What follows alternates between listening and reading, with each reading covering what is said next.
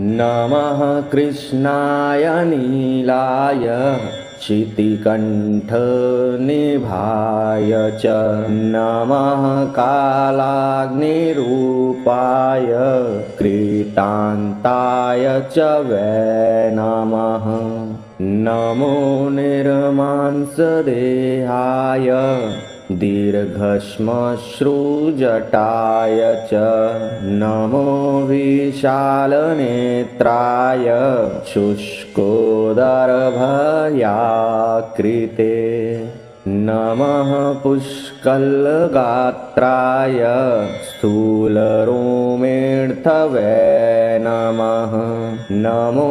दीर्घाय शुष्काय कालदण्डस्त्रनमोऽस्तु ते नमस्ते कोटराक्षाय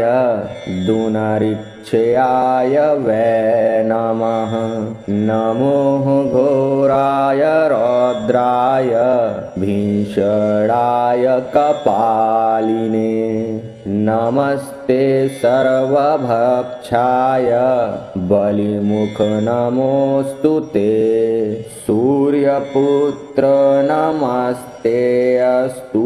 भास्करे भयदाय च अधोदृष्टेः नमस्ते अस्तु संवर्तर्क नमोऽस्तु ते नमो मन्दगते तुभ्यं निरिस्त्रिषाय नमोऽस्तु ते तपसा दग्धदेहाय नित्यं योगरताय च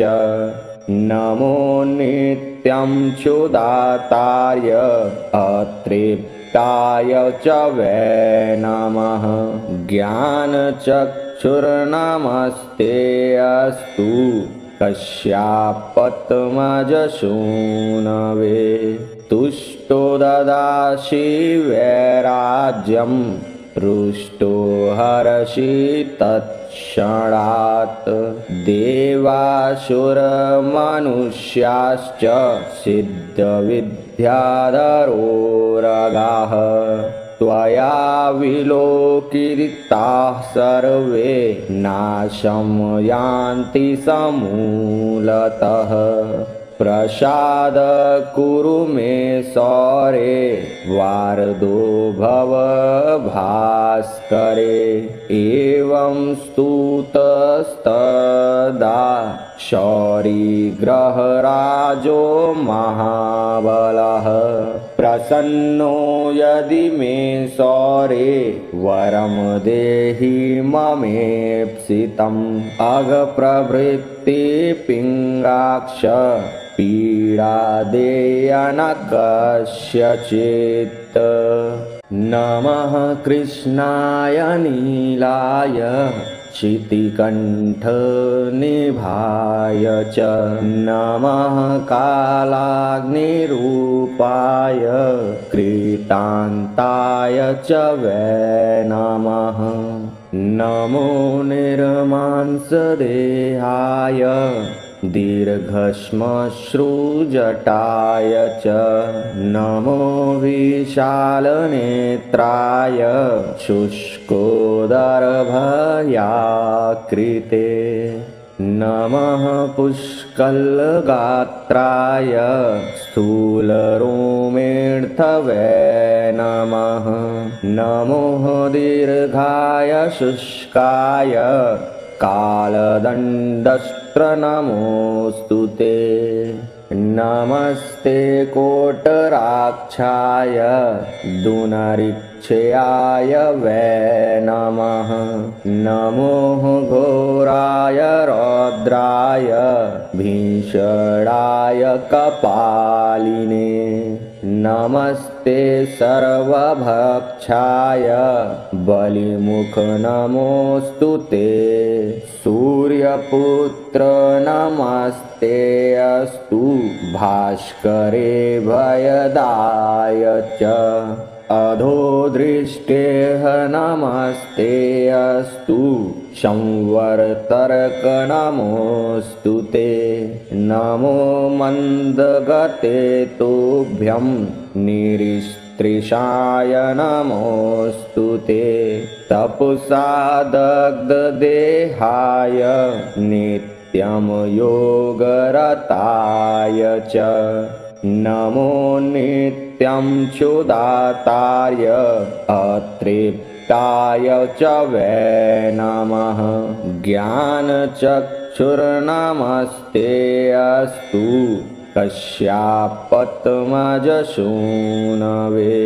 तुष्टो ददासि वैराज्यं रुष्टो हरसि तत्क्षणात् देवासुरमनुष्याश्च सिद्धविद्याधरोरगाः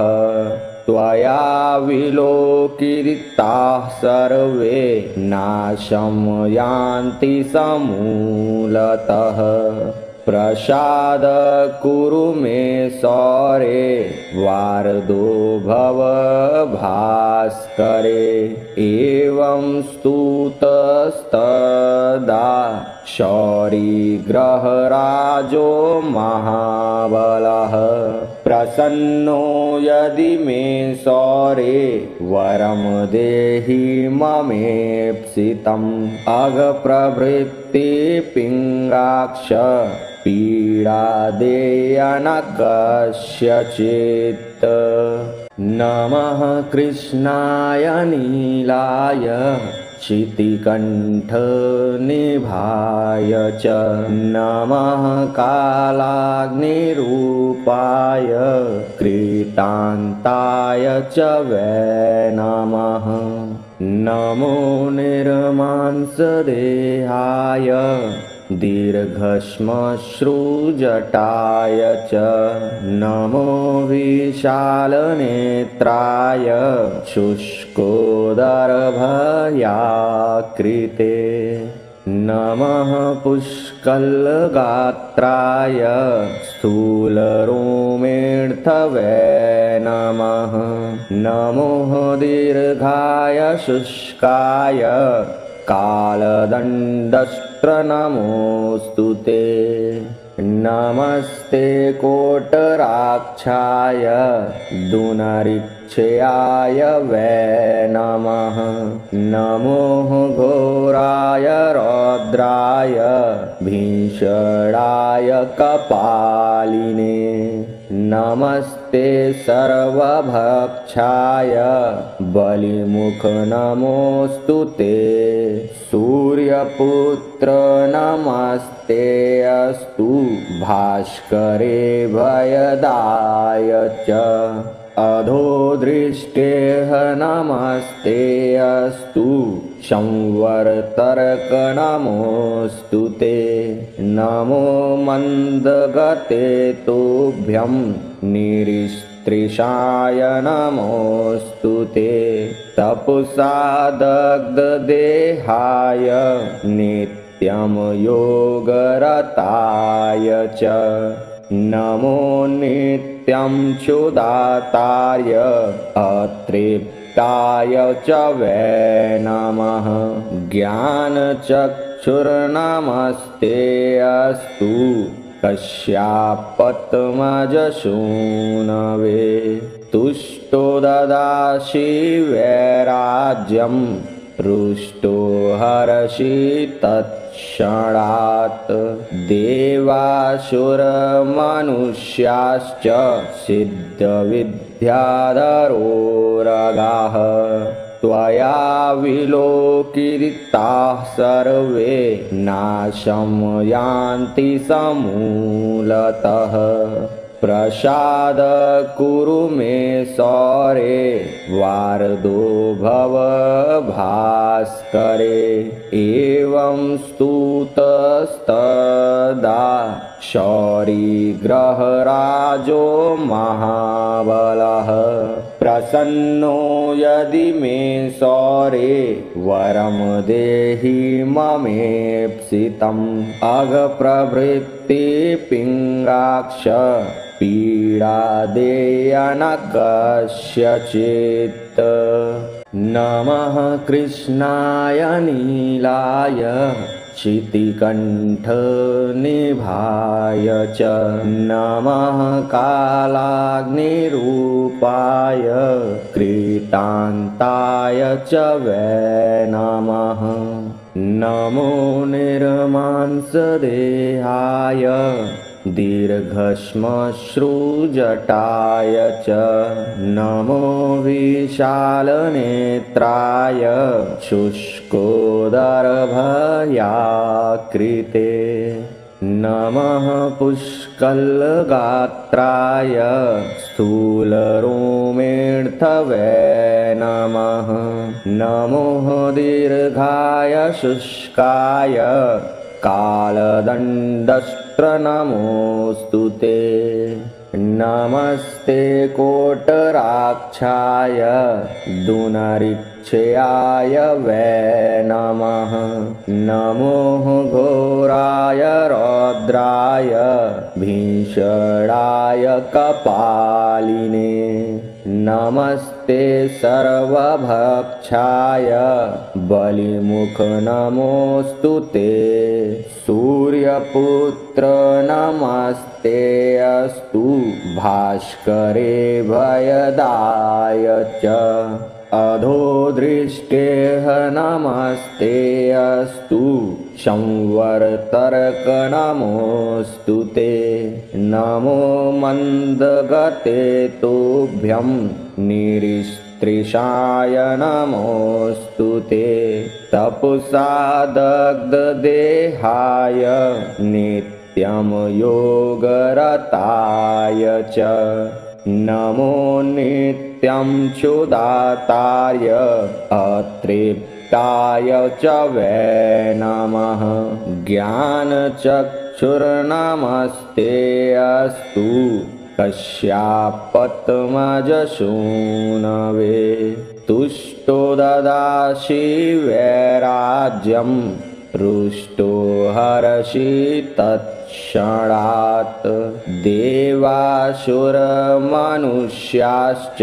सिद्धविद्याधरोरगाः त्वया विलोकिताः सर्वे नाशं यान्ति समूलतः प्रसाद कुरु मे सौरे वारदो भव भास्करे एवं स्तुतस्तदा शौरिग्रहराजो महाबलः प्रसन्नो यदि मे सौरे वरं देहि ममेप्सितम् अघप्रभृति पिङ्गाक्ष पीडा देयन कस्यचित् नमः कृष्णाय नीलाय शितिकण्ठनिभाय च नमः कालाग्निरूपाय कृतान्ताय च वै नमः नमो निर्मांसदेहाय दीर्घश्मश्रुजटाय च नमो विशालनेत्राय शुष्कोदरभयाकृते नमः पुष्कलगात्राय स्थूलरोमेऽर्थवे नमः नमो दीर्घाय शुष्काय कालदण्डस्त्रनमोऽस्तु ते नमस्ते कोटराक्षाय दुनरिक्षयाय वै नमः नमो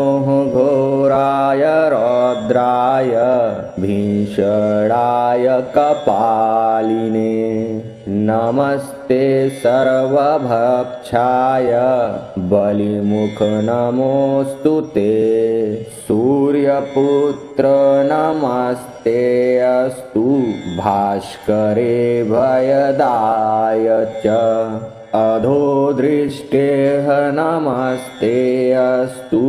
संवर्तर्क नमोऽस्तु ते नमो मन्दगते तुभ्यं निरिस् निरस्त्रिशाय नमोऽस्तु ते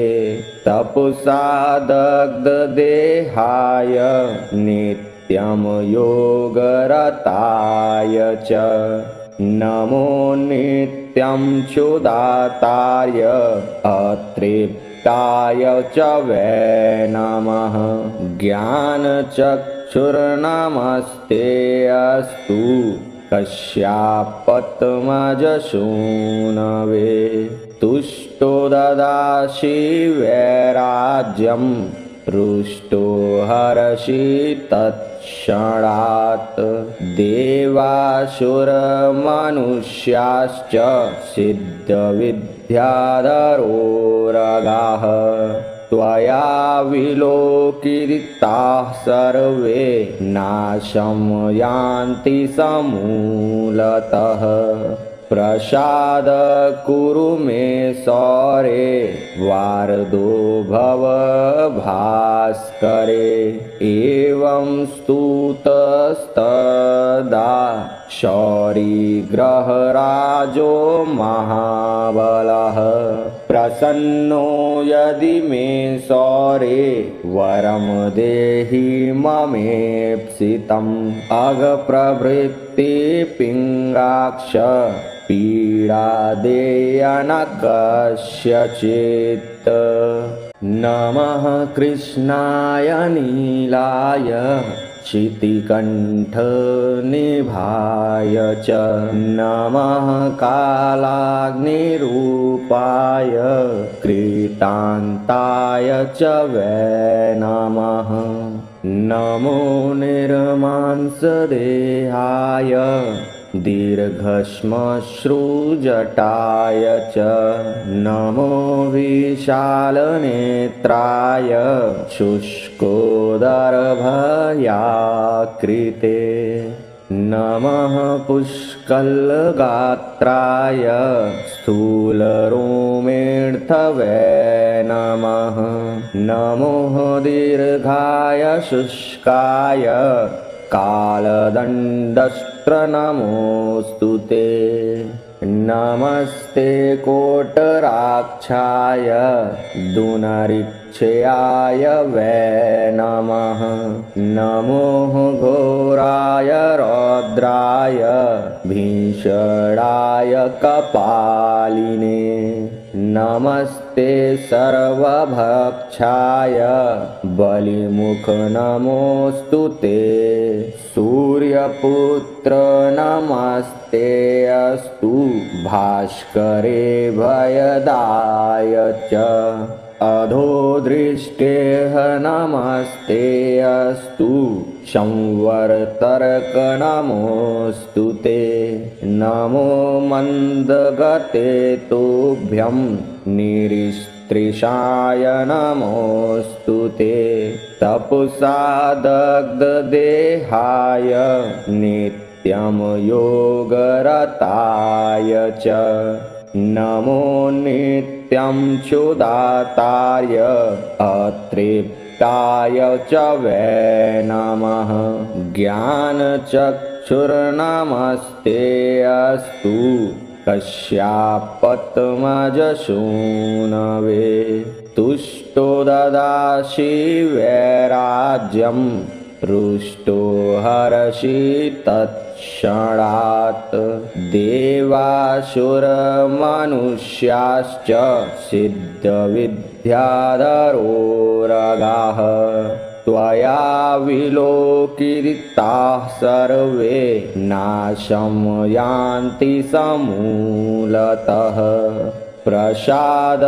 कुरु मे सौरे वारदो भव भास्करे एवं स्तुतस्तदा शौरिग्रहराजो महाबलः प्रसन्नो यदि मे सौरे वरं देहि ममेप्सितम् अघप्रभृति पिङ्गाक्ष पीडा देया न कस्यचित् नमः कृष्णाय नीलाय शितिकण्ठनिभाय च नमः कालाग्निरूपाय कृतान्ताय च वै नमः नमो निर्मांसदेहाय दीर्घश्मश्रुजटाय च नमो विशालनेत्राय शुष्कोदरभयाकृते नमः पुष्कलगात्राय स्थूलरोमेऽर्थवे नमः नमो दीर्घाय शुष्काय कालदण्डस्त्रनमोऽस्तु ते नमस्ते कोटराक्षाय दुनरिक्षयाय वै नमः नमो घोराय रौद्राय भीषणाय कपालिने नमस्ते सर्वभक्षाय बलिमुख नमोऽस्तु ते सूर्यपुत्र नमस्ते अस्तु भास्करे भयदाय च अधोदृष्टेः नमस्ते अस्तु संवर्तर्क नमोऽस्तु ते नमो मन्दगते तुभ्यं निरिस्त्रिषाय नमोऽस्तु ते तपसा दग्धदेहाय नित्यं योगरताय च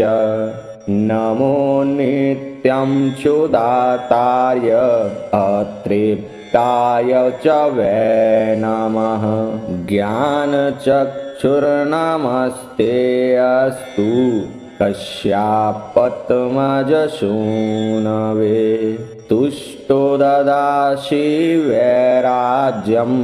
रुष्टो हरसि तत्क्षणात् देवासुरमनुष्याश्च सिद्धविद्याधरोरगाः त्वया विलोकिताः सर्वे नाशं यान्ति समूलतः प्रसाद कुरु मे सौरे वारदो भव भास्करे एवं स्तुतस्तदा शौरिग्रहराजो महाबलः प्रसन्नो यदि मे सौरे वरं देहि ममेप्सितम् अघप्रभृति पिङ्गाक्ष पीडा देयन कस्यचित् नमः कृष्णाय नीलाय शितिकण्ठनिभाय च नमः कालाग्निरूपाय कृतान्ताय च वै नमः नमो निर्मांसदेहाय दीर्घश्मश्रुजटाय च नमो विशालनेत्राय शुष्कोदरभयाकृते नमः पुष्कलगात्राय स्थूलरोमेऽर्थवे नमः नमो दीर्घाय शुष्काय कालदण्डस्त्रनमोऽस्तु ते नमस्ते कोटराक्षाय दुनरिक्षयाय वै नमः नमो घोराय रौद्राय भीषणाय कपालिने नमस्ते सर्वभक्षाय बलिमुख नमोऽस्तु ते सूर्यपुत्र नमस्ते अस्तु भास्करे भयदाय च अधोदृष्टेः नमस्ते अस्तु संवर्तर्क नमोऽस्तु ते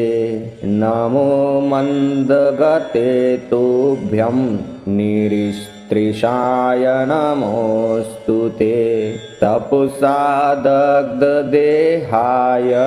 नित्यं योगरताय च नमो नित्यं क्षुधाताय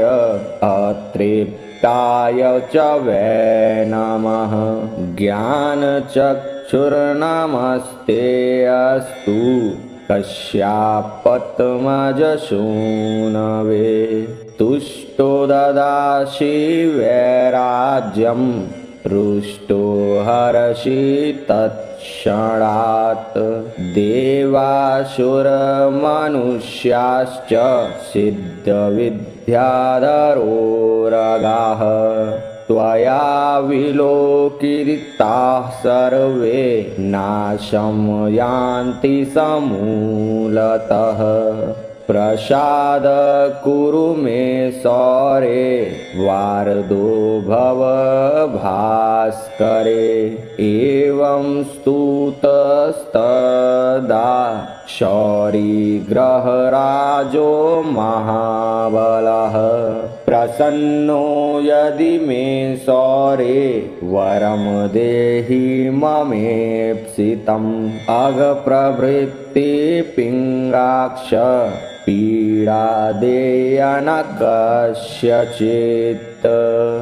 नमः कृष्णाय नीलाय क्षितिकण्ठनिभाय च नमः कालाग्निरूपाय कृतान्ताय च वै नमः नमो निर्मांसदेहाय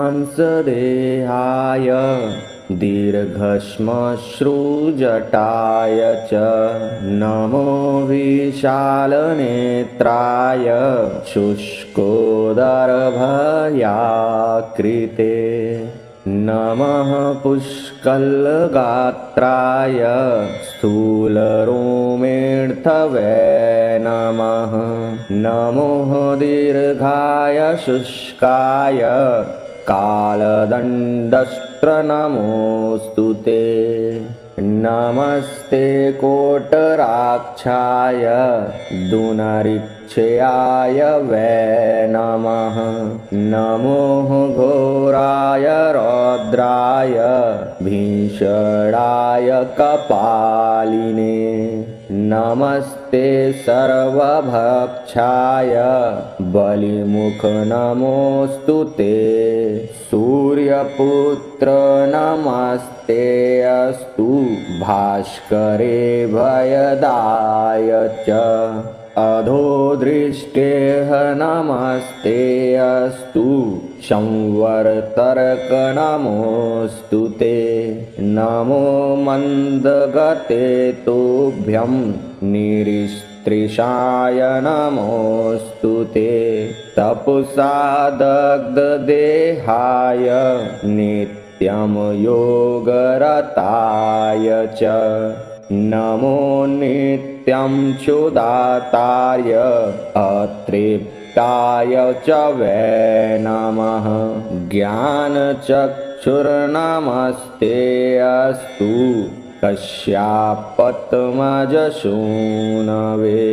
तुष्टो ददासि वैराज्यं रुष्टो हरसि तत्क्षणात् देवासुरमनुष्याश्च सिद्धविद्याधरोरगाः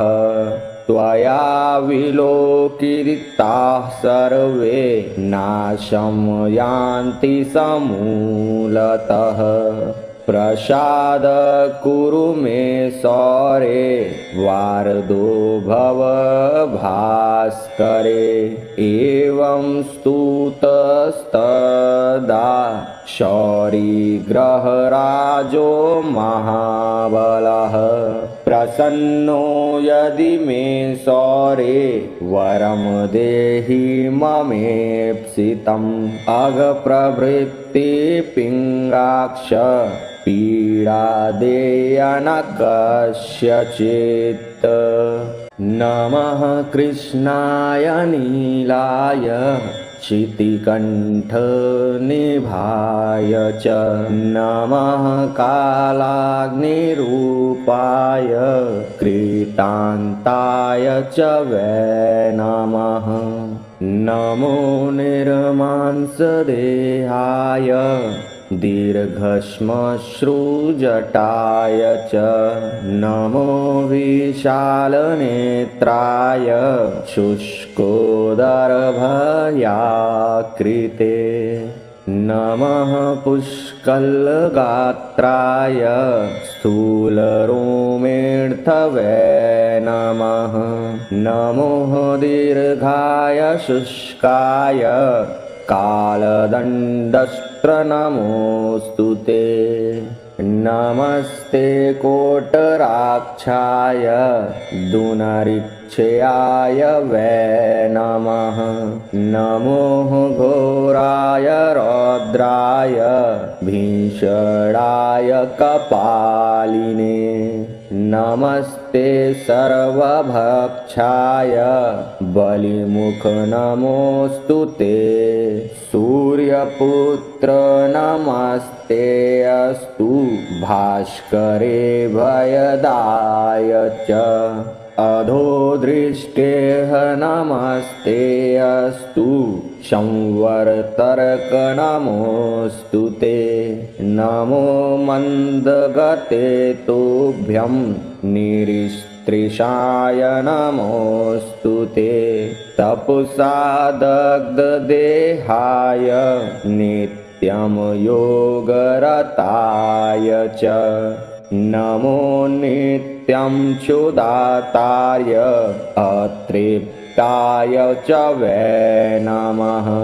ज्ञानचक्षुर्नमस्ते अस्तु कश्यापत्मजसूनवे तुष्टो ददासि वैराज्यं रुष्टो हरसि तत्क्षणात् देवासुरमनुष्याश्च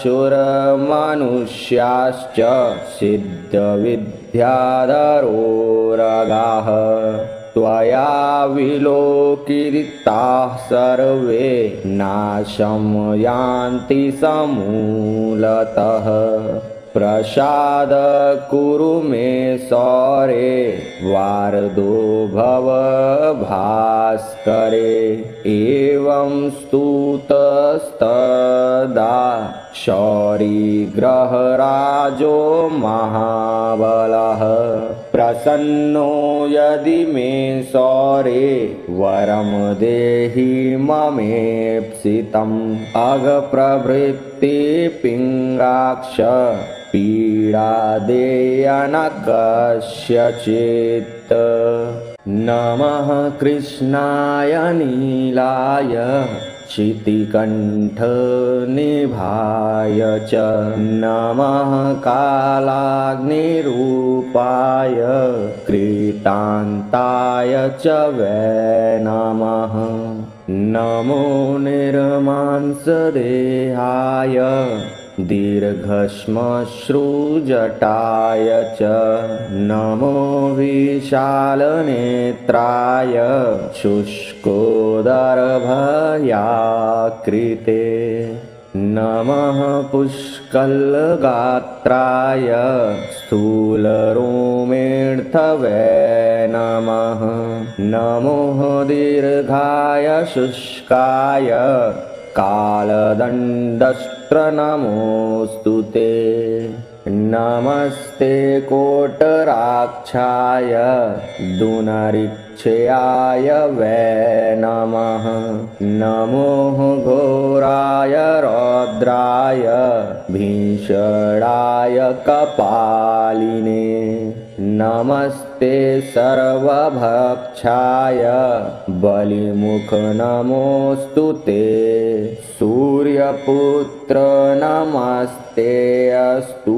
भास्करे भयदाय च अधोदृष्टेः नमस्ते अस्तु संवर्तर्क नमोऽस्तु ते नमो मन्दगते तुभ्यं निरिस् तृषाय नमोऽस्तु ते तपसा दग्धदेहाय नित्यं योगरताय च नमो नित्यं क्षुधाताय अतृप्ताय च वै नमः ज्ञानचक्षुर्नमस्ते अस्तु कश्यापत्मजसूनवे तुष्टो ददासि वैराज्यं रुष्टो हरसि तत्क्षणात् देवासुरमनुष्याश्च सिद्धविद्याधरोरगाः त्वया विलोकिताः सर्वे नाशं यान्ति समूलतः प्रसाद कुरु मे सौरे वारदो भव भास्करे एवं स्तुतस्तदा